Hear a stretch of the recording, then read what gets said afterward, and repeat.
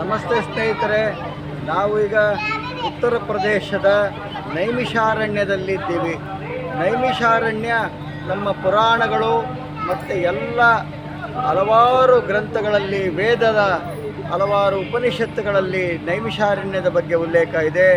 ಸೂತ ಮುನಿಗಳು, ಶೌನಕಾದಿ ಮುನಿಗಳು, ಇಲ್ಲಿ ಸಾವಿರಾರು ಋಷಿ ಮುನಿಗಳು ಇಲ್ಲಿ ತಪಸ್ಸನ್ನು ಮಾಡಿ ಅನುಷ್ಠಾನಗೈದಿದ್ದಾರೆ. ಇಲ್ಲಿ ರಾಮದೇವರು ಯಾಗವನ್ನು ಮಾಡಿದ್ದಾರೆ.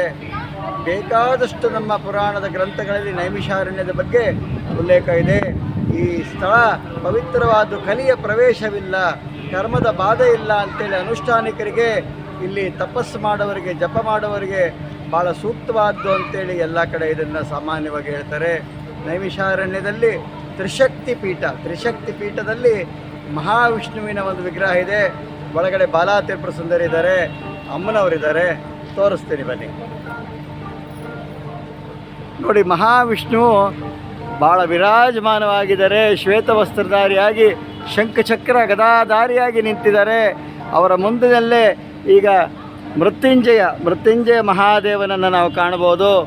ವಿಶೇಷವಾಗಿ ಹರಿಹರರ ಸಮಾಗಮನವನ್ನು ಇಲ್ಲಿ ನಾವು ನೋಡ್ಬೋದು.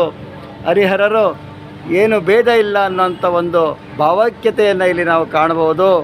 ಹಾಗೆ ನಾವು ಹೀಗೆ ಮುಂದೆ ಪ್ರಾಂಗಣದಲ್ಲಿ ಹೋದರೆ ಅಮ್ಮನವರು ತಾಯಿ ರಾಜರಾಜೇಶ್ವರಿ, ದುರ್ಗಾ ಪರಮೇಶ್ವರಿ, ಚಾಮುಂಡೇಶ್ವರಿ ದೇವಿ ಸ್ವರೂಪಳಾದಂತಹ ಸಾವಿರಾರು ನಾಮಗಳಿಂದ ಕಂಗೊಳಿಸುವಂತಹ ತಾಯಿಯನ್ನು ಕಾಣ್ತೀವಿ. ದೇವಿ ಪುರಾಣದಲ್ಲಿ ಉಲ್ಲೇಖ ಆಗಿರುವಂಥ ಸರ್ವಂ ದೇವಿಮಯಂ, ಸರ್ವ ಜಗತ್ತೇ ದೇವಿಮಯವಾಗಿದೆ. ಸರ್ವ ದೇವಾನುದೇವತೆಗಳು ದೇವಿಗೆ ಇಲ್ಲಿ ಅವಳ ಸ್ವರೂಪದಲ್ಲಿ ಅವಳಿಂದಲೇ ಉತ್ಪತ್ತಿಯಾಗಿದ್ದಾರೆ ಅನ್ನುವಂಥ ಬ್ರಹ್ಮಾಂಡ ಪುರಾಣ, ದೇವಿ ಪುರಾಣದ ಉಲ್ಲೇಖದಂತೆ ಇಲ್ಲಿ ಚಿತ್ರಿಸಲಾಗಿದೆ.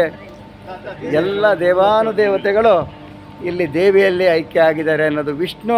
ನಾವು ಮಹಾವಿಷ್ಣುವಿನ ಒಂದು ಸ್ವರೂಪವನ್ನು ಕಾಣ್ತೀವಲ್ಲ, ವಿಶ್ವರೂಪವನ್ನು ಕಾಣ್ತೀವಲ್ಲ, ಹಾಗೆ ದೇವಿಯಲ್ಲೇ ಎಲ್ಲ ದೇವಾನುದೇವತೆಗಳು ಅಡಗಿದ್ದಾರೆ ಅನ್ನೋದನ್ನು ಇಲ್ಲಿ ತೋರಿಸಿದ್ದಾರೆ.